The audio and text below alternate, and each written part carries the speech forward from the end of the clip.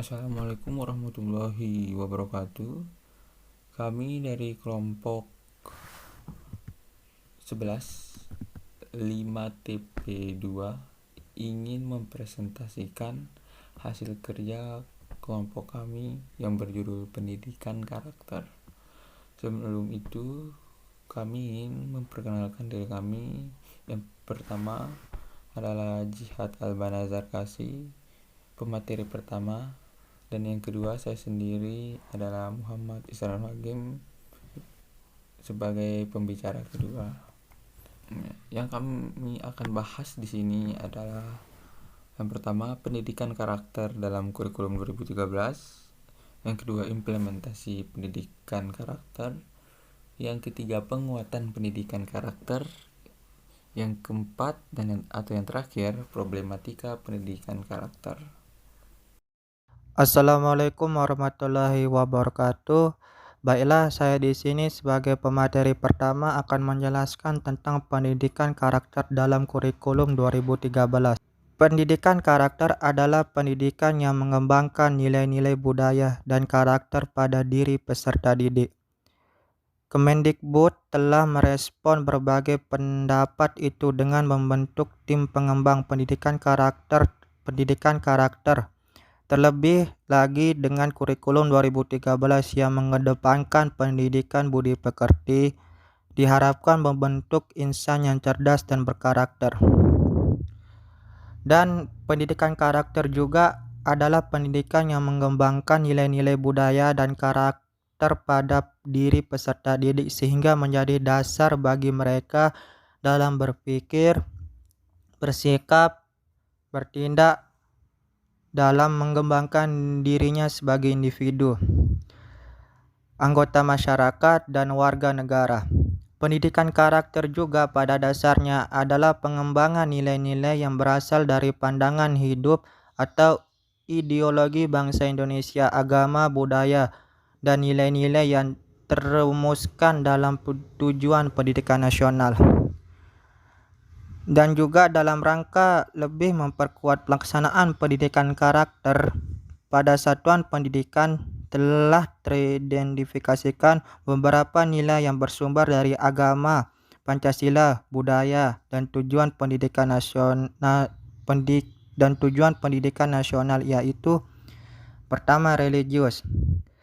Religius adalah sikap atau perilaku yang patuh dalam melaksanakan ajaran agama yang dianutnya toleran terhadap pelaksanaan ibadah agama lain dan hidup rukun dengan pemeluk agama.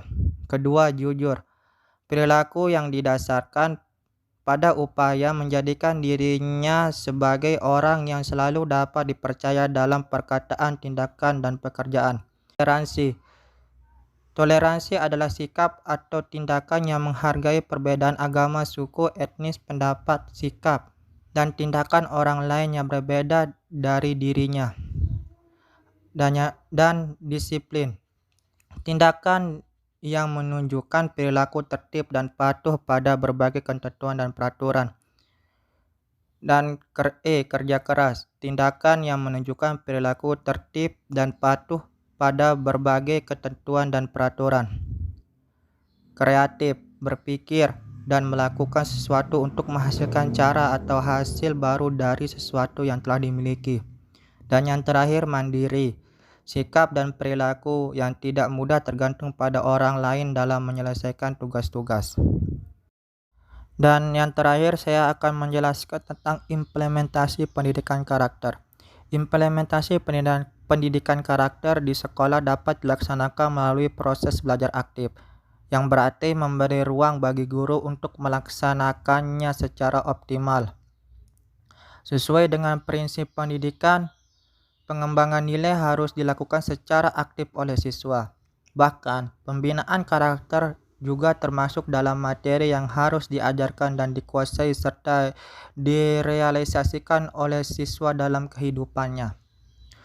Permasalahan pendidikan karakter di sekolah selama ini baru menyentuh pada tingkatan pengenalan norma atau nilai-nilai dan belum pada tingkatan internalisasi dan tindakan nyata dalam kehidupan sehari-hari. Demikian juga yang terjadi di madrasah-madrasah sejatinya, syarat dengan pendidikan karakter yang terkandung dalam nilai-nilai keagamaan. Akan tetapi, masih sebatas tingkat pengetahuan saja, belum menyentuh pada ranah efektif dan psikomotor siswa. Baiklah, sekian dari saya, kurang lebihnya mohon dimaafkan. Selanjutnya pemateri kedua yang akan dibacakan oleh Muhammad Isranul Hakim. Kepadanya kami persilahkan. Yang ketiga, penguatan pendidikan karakter. Penguatan pendidikan karakter atau PPK adalah gerakan pendidikan di sekolah atau memperkuat karakter siswa melalui harmonisasi oleh etik, estetis, literasi, dan yang terakhir adalah kinestesis. Lalu mulai mendalami makna etik, estetis, literasi, dan kinestesis. Oke, apa makna keempat hal tersebut? Jadi, penguatan pendidikan karakter PPK ini untuk yang keempat tadi memiliki makna tersendiri. Yang pertama, oleh etik atau hati, individu yang memiliki kerohanian mendalam, beriman dan bertakwa. Lalu ada estetis atau rasa, individu yang memiliki integritas moral, rasa, berkesenian dan berkebudayaan. Lalu ada literasi, olah pikir, individu yang memiliki keunggulan akademis sebagai hasil pembelajaran dan belajar sepanjang hayat. Lalu yang terakhir, kinestetik atau olahraga, individu yang sehat dan mampu berpartisipasi aktif sebagai warga negara.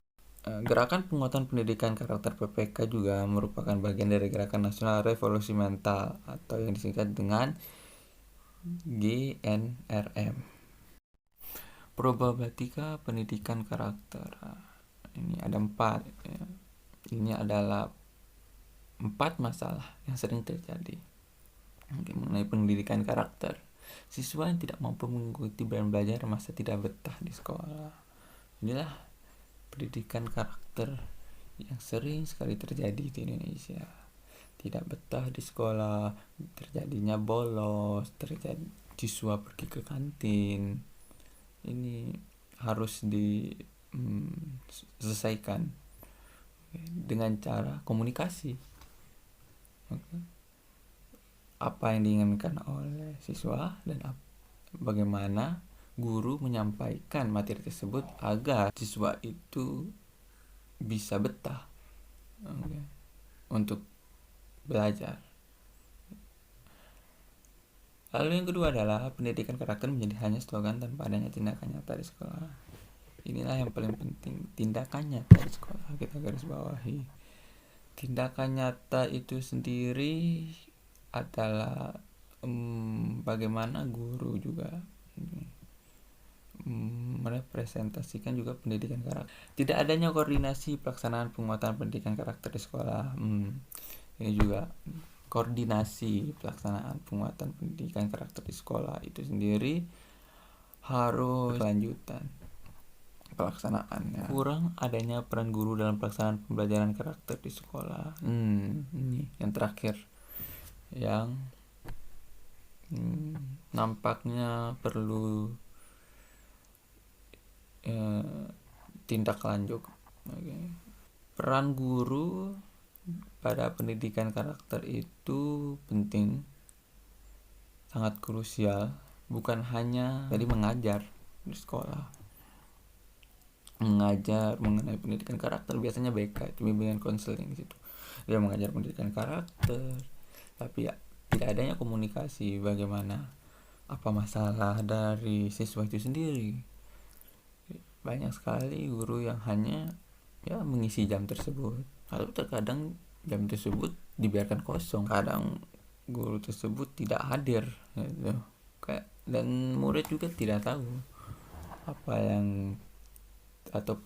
yang ingin disampaikan, pesan yang ingin disampaikan kepada murid. Komunikasi tidak berjalan dengan baik. Terkadang murid itu punya permasalahan banyak, bukan hanya di lingkungan sekolah tapi juga di luar sekolah, dan itu perlu diceritakan dan perlu diselesaikan. Oke. Oleh karena itu guru bukan hanya sebagai pengajar tapi juga orang tua pengganti, menurut saya pribadi, di sekolah, yang bisa menyampaikan gagasannya, yang bisa menyampaikan solusi terkait apa masalah ya seperti tema ini ya, pendidikan karakter. Oke, mereka. Demikian dari kelompok 11.5 TP2. Jika ya ada yang ingin bertanya, kami siap untuk menjawab pertanyaan ya, masih dalam konteks apa yang kami sampaikan, yaitu pendidikan karakter. Terima kasih.